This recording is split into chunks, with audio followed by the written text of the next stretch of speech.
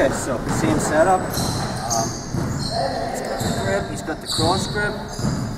I break this grip, get control. Also, right hand turn my knee in, so I want to make sure that I can pop this down. I can turn, use my knee to come out. The grip that was on the outside of the pants grabs the heel, it's coming to the inside. I take a little step so his foot's on my hip. I bump my hip forward, and when I move my hip back, there's a space where I can drag his leg through. And immediately getting my knee on the mat. But again, Corker floor this knee, so I want an elbow vice. So I find the lapel of the gi and I make that connection. So I'm driving his knees together. Okay. Again, we talked about pinning the shoulder to the mat when we were playing it. I'm driving my head into his throat. The next thing is to bring this around. And when he does, I'm going to fill that space with my chest. So I make that connection, and chest is in the middle of the shoulder blades, ear to ear. Okay. Carl's already trying to put his back on the mat because I haven't made that connection properly. So I withdraw my elbow. That's the first thing I want to do. So keep my grips, bring my elbow back, and then I use my shoulder to push, okay, his chin into his chest. This makes it very difficult. Try to put your back on the mat now or run away. Okay. But sometimes Carl keeps that knee tucked really high. So if I decide to try and come over for the chair sit, it's not happening. So another route I can go down is from here, I can come up to my knees and just sit Carl straight up. So I want to make sure that when I drive in my hook, that I don't drive in the underhook side, because if I throw this one in and drop over on my hook side, the Carl's is already working his escape, which is the side he wants to escape from. Okay?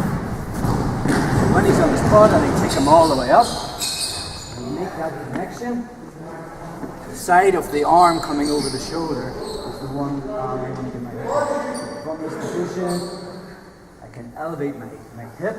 As I bring this foot, I'm not stomping it in, I just drive it all the way. So it's nearly coming up to this position. Okay, now in IBJJF rules, you don't get the points unless you have your hooks in. Okay, but from here, when you have your hooks in, you get the points. Sometimes you can switch to this body triangle or anaconda control. I can bring my foot up, grab it, and I'll lock it here. Okay. Now if you have it really tight and you're in the right spot, okay, I'm already closing off the air to his diaphragm, so if I squeeze my knees, okay, sometimes it's very, very uncomfortable. But let's look at the choke, okay? So from this position, because I'm ear to ear, I have two options, rear naked and double lapel. So my left hand's opening the ski, I get the grip, okay? Grab the other lapel. So just like in our movement, I use my shoulder into the back of his head, and I do that by dragging my elbow back. Okay. That again. Just go from here. So from here, he has his grips. Break the grip. Get control. Pop that Talahiba hook out. Bump my hips forward. Drag it across with a leg drag. Elbow vice, keeps his knees together, just like it's supposed to. Maybe I'm driving this in to try and get a reaction. Carl possibly brings this arm around. The second he does, the hand is closest to his head. I drop straight in my harness position. Make my control, okay. Tuck my elbows. So another thing, even from this position here, okay, maybe you're not into bow and arrow choke, and you want to take him straight to your strong side and work your double lapels and rear naked. So even if he hasn't this through, I can re-drag my elbow back, put the pressure on. I can even come belly down, which is not nice, here. Sit him up.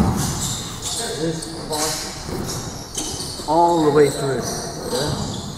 So from that position, keeping this super locked. Okay? IBJJF rules, once I have my double hooks, I get the points, then I can start to look for the body triangle. So bring this up, drop it off, okay, possibly, and I can finish with my rear naked. Another thing we want to be thinking about, guys, is this height. So from here, when I'm on the back, my hips are hard and hard. At any stage, put your feet in your directly flat on my back. Yeah. The second card gets his hips hard and mine. So now you can start to transition from the mat. Working really hard. So just as a rule, when we're hitting that bow and arrow choke, some of these guys were losing that connection, whereby when I was here, I'm staying ear to ear when I'm going for that, because some of these guys are ending up down here. At any stage, Carl can get his hips above my hips here. I want to be sure you're walking back, getting my hips above his hips, and then I can start.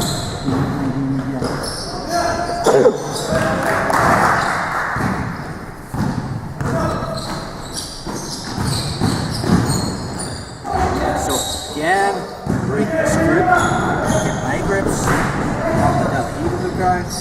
Usually we'll have his foot here or here. Take a step forward to put pressure with my hips.